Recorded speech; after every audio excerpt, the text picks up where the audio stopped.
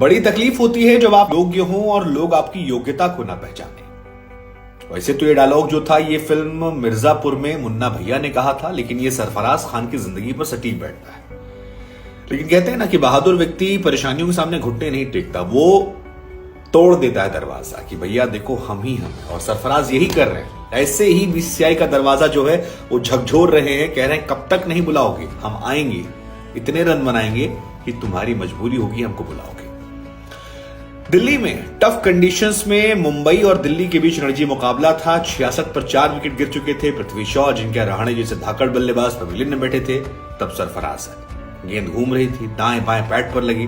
सरफराज ने संयम बरता और उसके बाद थोड़ी देर बाद रन बनाना शुरू किया और ऐसा रन बनाया कि एक बार फिर शतक ठोक दिया। कोच तक ने अपनी टोपी को उतारकर उनके सम्मान में नीचे किया, ये कहने के लिए कि गुरु अब तुम डिजर्व करते हो, बस कुछ ही क्षण की बात है जब तुम टीम इंडिया के लिए खेलोगे। वैसे आपको बता दें कि सरफराज ने पिछली 25 पारी में 3 शतक ठोक दिए, 10 शतक ठोक दिए हैं और 5 अर्धशतक है। 25 में 10 शतक, 5 अर्धशतक और पिछले 3 सीजन में उनका जो एवरेज है वो 100 के पार गया। इस सीजन सबसे कम है, बाकी 2 तो और ज्यादा थे।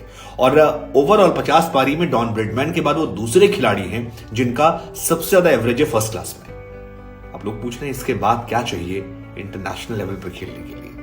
हालांकि दिन आज टीम इंडिया के लिए भी अच्छा था। मतलब सुबह 8 बजे ऑस्ट्रेलिया नंबर 1 थी टेस्ट टीम में, 12-1 बजे टीम इंडिया नंबर 1 हो गई और 4 बजे फिर ऑस्ट्रेलिया नंबर 1 हो गई। हमको लगा कि बिना मैच खेले ये उतना उतार चढ़ाव हुआ कैसे। फिर हमको याद आई उन चाची की कहानी जिन्हें शमशान घाट ले जाया जा रहा था, लेकिन फिर पता लगा वो जीवित हो गई। घर लाए, एक कप चाय पी उन्होंने। कई लोगों ने कहा आज आईसीसी की हालत ये वाली थी, लेकिन खैर इन सबसे अलग बात करते हैं सरफराज की। सरफराज खान की ये पारी थोड़ी स्पेशल थी। स्पेशल बार बार हम कह रहे हैं क्योंकि 66 पर 4 थे, 110 के आसपास 5 थे। सरफराज पैनिक करते तो पूरी मुंबई पैनिक कर जाती, लेकिन सरफराज ने दिखाया कि टेस्ट क्रिकेट में जो आपको धैर्य चाहिए होता है, क्योंकि फर्स्ट सेशन में वो खुद स्ट्रगल कर रहे थे, अपने आप को सर्वाइव करने के लिए वहां पर खड़े थे। लेकिन सेकेंड सेशन में उन्होंने दिखाया कि वो दमदार खिलाड़ी है और वो दमदार खिलाड़ी का जो एटीट्यूड था वो बल्ले से निकल कर रहा है। अच्छे शॉट्स लगाए, स्पिनर को अच्छी खासी ठुकाई की और लीड करते हुए उन्होंने अपनी टीम को एक मजबूत स्कोर पर पहुंचाया, जहां पर दिल्ली के बल्लेबाजों को अब मुश्किल होने वाली है। ठंड भी सुबह वो काफी ज्यादा थी, बाद में धूप खिली और सरफराज के बल्ले की चमक जो थी वो भी खूब बिखरी। लेकिन जैसा कि हमने आपको कहा कि डॉन ब्रेडमैन के बाद वो दूसरे खिलाड़ी है और इसके बाद ये बोल्ड स्टेटमेंट। अच्छा, एक लिहाज में और भी पारी खास थी क्योंकि सरफराज ने हाल फिलहाल में कई इंटरव्यूज दिए थे। कई इंटरव्यूज में कहा कि जब उनका सिलेक्शन नहीं हुआ तो वो भी इंसान है, वो डिसअपॉइंट हुए, उन्हें लगा कि यार ये तो गलत हुआ है क्योंकि मुझसे कहा गया था, वो कह रहे थे कि मुझसे कहा गया कि बांग्लादेश दौरे पर आपका सिलेक्शन किया जाएगा। उसके बाद फिर चेतन शर्मा से मुलाकात हुई। चेतन शर्मा ने कहा कि यार अच्छी चीजें जो हैं उन्हें होने में वक्त लगता है, थोड़ा सा और सब्र कर लो, तुम्हारी जगह जो है वो बनेगी। लेकिन इन सब के बीच जब जगह नहीं बनी तो वो कहते हैं कि मैं डिप्रेस हो गया था, परेशान था मैं, दुखी था मैं, लेकिन फिर मुझे समझ में आया कि सिलेक्शन हाथ में नहीं है, हाथ में बल्ला है और उस बल्ले से रन बनाना है और एक बार फिर उतरे तो शतक। अब सरफराज के जो आलोचक हैं वो कहते हैं कि सरफराज की फिटनेस अच्छी नहीं, उनका जो बॉडी स्ट्रक्चर उसे देखकर लगता नहीं। लेकिन अब इसको लेकर भी सरफराज ने कहा कि यार जो आदमी 200 रन ठोक रहा है, 1.5 दिन बैटिंग कर रहा है, वो बिना फिटनेस के तो कर नहीं रहा होगा। और उन्होंने कहा कि यार मैंने योयो टेस्ट पास किया है और योयो टेस्ट अगर पैमाना है फिटनेस का तो उस पैमाने पर तो मैं खरा उतर रहा हूं। अब मेरा बॉडी स्ट्रक्चर अगर ऐसा है तो उसके लिए मैं क्या कर सकता हूं, और मेरे बॉडी स्ट्रक्चर की वजह से आप मुझे डिनाई नहीं कर सकते। मैंने योयो टेस्ट क्लियर किया जिसके लिए आईपीएल में मुझे एक्सेस मिला, मैं लगातार रन बना रहा हूं, 1.5-2 दिन बैटिंग कर रहा हूं। तो ऐसे में इस चीज को, थ्योरी को हटा देना चाहिए कि मेरी फिटनेस जो है वो बिल्कुल खराब है और उसकी वजह से मुझे खेलने का मौका नहीं मिल रहा। तो ये फिटनेस की बात थी। हालांकि उन्होंने कहा कि वो डिप्रेशन में थोड़ा गए थे, पिताजी उनके पास लौटे और पिता से बात करके काफी बूस्टअप कॉन्फिडेंस मिला। लेकिन क्या सरफराज आगे आने वाले वक्त में टीम इंडिया में खेलते हुए नजर आएंगे आपको हाल फिलहाल में? मुझे लगता है कि अब बहुत देर नहीं है, वो 19-20 का अंतर है, इस बार भी सिलेक्शन हो जाता।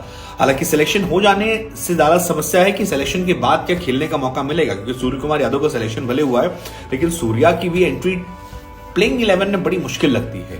ऐसे में सरफराज जहां हैं वहां रन बना रहे हैं, कोई गुंजाइश बने टीम इंडिया में तो वहां उन्हें मौका मिलना चाहिए और वो डिजर्व करते हैं। मिडिल ऑर्डर में सूर्य जैसा, माफ कीजिएगा, सरफराज जैसा एक बल्लेबाज हो तो शायद चीजें बहुत अलग हो सकती हैं और उसका इंपैक्ट लॉन्ग टर्म में देखने को मिल सकता है परफॉर्मेंस के जरिए। उधर ट्विटर पर और सोशल मीडिया पर एक वॉर चली है कि क्या सूर्या को सरफराज के ऊपर तरजीह देना सही था। पर्सनली मैं सूर्य कुमार यादव का बहुत बड़ा फैन हूं T20 में, लेकिन मैं उनके सिलेक्शन से बहुत हैरान भी नहीं हूं। सूर्या एक शानदार खिलाड़ी हैं। हालांकि मुझे कई बार सरफराज के लिए दिल से बुरा लगता है, मुझे लगता है सरफराज को भी खेलना चाहिए, लेकिन सूर्या भी कमाल के प्लेयर हैं और उन्हें भी रणजी रिकॉर्ड उनका ठीक ठाक रहा है, अच्छा रहा है, और एक एक्सपेरिमेंट के तौर पर वो थे कि वो एक्स फैक्टर साबित हो सकते हैं।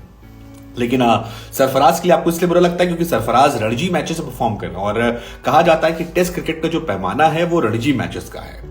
लेकिन फिर एक तरफ जो बार बार मैं कह रहा हूं कि सरफराज कम से कम खेल रहे हैं, यहां खेल रहे हैं, रन बना रहे हैं, एक दबाव बन रहा है सेलेक्टर्स पर, या जब टीम में आएंगे तो कैप्टन पर। क्या एक आदमी 25 पारी में 10 शतक ठोंक के आया है, 5 बार अर्धशतक ठोंक के आया है, और हर बार ऑलमोस्ट ये अपने अर्धशतक को शतक में कन्वर्ट करता है। तो इसको जिस दिन लाओगे उस दिन टीम में 11 में खिलाना, को बाहर मत बैठाना। तो ये भी एक चीज है कि ठीक है, अगर वो बाहर बैठे हैं तो लगातार डोमेस्टिक में रन बना रहे हैं और उन्हें मौका मिलना चाहिए, और जिस दिन मौका मिले उस दिन प्लेइंग 11 में सीधे उन्हें डाल दीजिए। लेकिन सूर्या की भी डिसरिस्पेक्ट नहीं करनी चाहिए, उन्होंने भी बहुत शानदार खेला है, और लेट्स होप कि अब सब अच्छा हो। और सरफराज को मेरी तरफ से बहुत शुभकामनाएं। जैसा कि हम कहते हैं ना, सरफराज धोखा नहीं देगा, तो ये वाला धोखा नहीं, ये वाला मान सम्मान नाम सब रोशन करेगा। बस थोड़ा सा भरोसा, ऊपर वाले की थोड़ी सी किस्मत, और वो जो 19-20 का फासला है, it's just matter of time. Best wishes to Sarfaraz Khan.